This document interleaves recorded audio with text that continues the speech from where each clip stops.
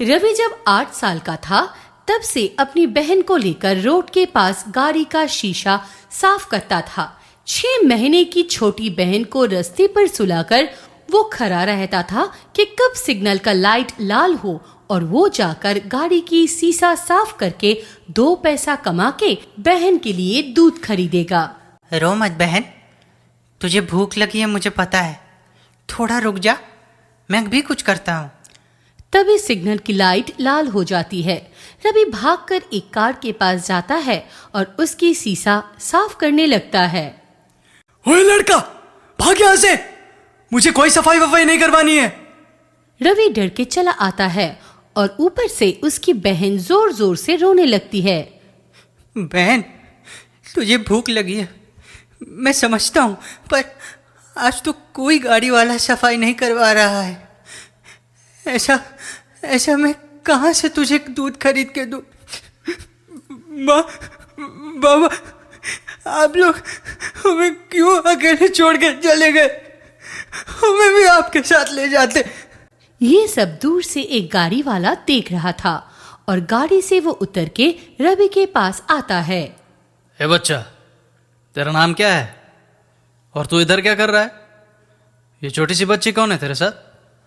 साहब, मैं रवि और ये मेरी बहन रूमा है। एक एक्सीडेंट में मेरे माँ बाबा की मौत हो गई, इस वजह से मैं अपनी बहन को लेके यहाँ काम करता हूँ। आज से तू मेरे साथ रहेगा और मेरे घर काम करेगा। तुझे कोई आपत्ति तो नहीं है ना? ये तो मेरे लिए खुशी की बात है। भगवान का लाख लाख शुक्रिया, आज आपको खुद भगवान बना के मेरे पास भेजा है। ठीक है अब चलो मेरे साथ। ये बोलकर सुरेश रवि और उसकी बहन रूमा को अपने साथ ले जाता है। सुरेश रवि को लेकर अपनी बड़ी सी हवेली में आता है, जिसे देखकर रवि की आंखें बड़ी बड़ी हो जाती है। साहब, इतना बड़ा घर, मैं यहाँ काम करूँगा? मेरी भी 2 छोटी बेटी हैं, उनकी माँ नहीं है, तुम उनका भी ख्याल रखना, और ज़्यादा कुछ नहीं है।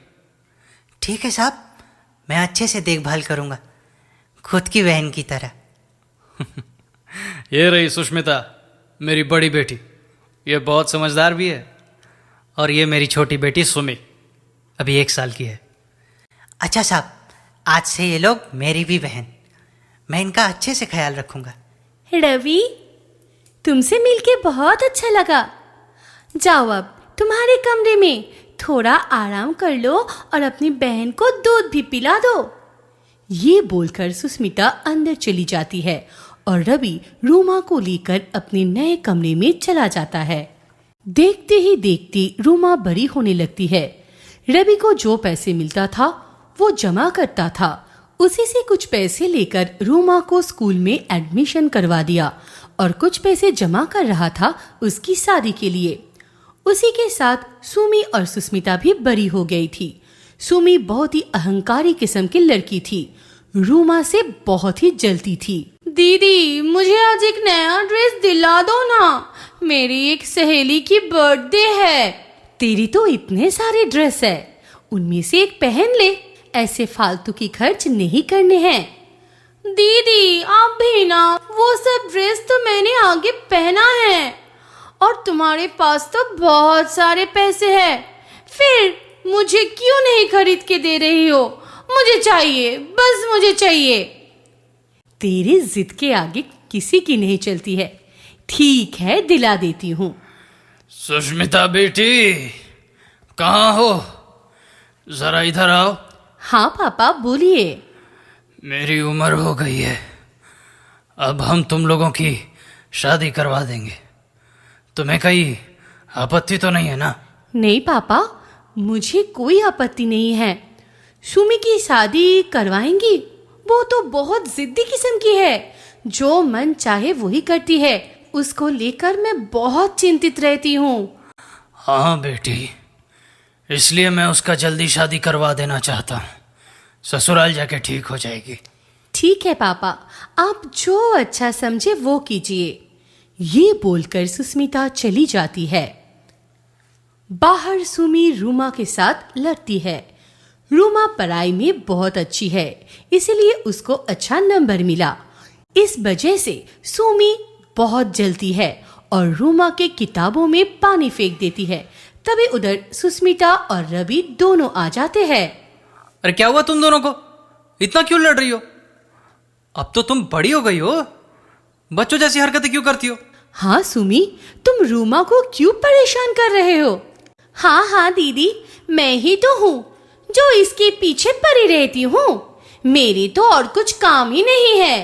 भैया, सुमी ने मेरी किताब में पानी फेंक दिया है। मेरी सारी किताब खराब हो गए है, इसलिए मैं थोड़ा गुस्सा हो गई थी और हर वक्त मेरे साथ ऐसे ही करती रहती है। जो किया अच्छा किया, तुम मेरे घर में रहते हो ये मत भूलो। ऊपर से तुम्हारी वजह से मुझे डांट भी पड़ती है। सुमी, ये कैसी बात है? पापा सुनेंगे तो तुम्हें बहुत डांट पड़ेगी। ऐसा नहीं बोलते हैं। और कुछ दिनों में ही तो तुम्हारी शादी है, पापा मुझे बताए हैं। अब चलो यहां से। क्या शादी? बिल्कुल नहीं, इतनी जल्दी कौन शादी करता है? मुझे शादी वादी नहीं करनी है, पापा को बोल देना। ये बोलकर सुमी चली जाती है। शादी की बात सुन के रवि भी सोचता है, रूमा की भी तो शादी की उम्र हो गई है, अब मुझे भी उसकी शादी करवा देनी चाहिए। एक अच्छा सा लड़का देखना पड़ेगा जो इसे बहुत खुश रखेगा। देखते ही देखते उसके शहर की एक कॉलेज के प्रोफेसर के साथ रूमा की शादी तय हो जाती है। ये देखकर सुमी भी शादी के लिए राजी हो जाती है और सोचती है, रूमा से अच्छा दूल्हा मेरा होगा। पापा को बोलकर एक अमीर घर में मैं शादी करूंगी। पापा, सुमी शादी के लिए तैयार हो गई है, आप पहले उसकी शादी करवा दीजिए, ना जाने कब उसका मन बदल जाए, इसीलिए कहती हूँ। ठीक है, मैं लड़का देखता हूँ। सुरेश ने सुमी के लिए अच्छा बिजनेसमैन ढूंढ लिया और उसके साथ शादी भी तय कर दिया था। सब लोग बहुत खुश थे और शादी के दिन भी ठीक हो गया। सुमी की शादी पहले था, उसके बाद रूमा की शादी थी। जोरों से शादी की तैयारी चल रही थी। रवि जो पैसा जमा किया था उसी से कुछ गहने और एक अच्छी सी साड़ी खरीदता है और सुमी बहुत सारे सोने के हार और बहुत सारे कपड़े खरीदता है। बहन, मैं तेरे लिए बस इतना ही कर पाया, मेरे पास और कुछ नहीं है ना। ये तो बहुत है भैया, मुझे और कुछ भी नहीं चाहिए। सुमी की शादी धूमधाम से होती है।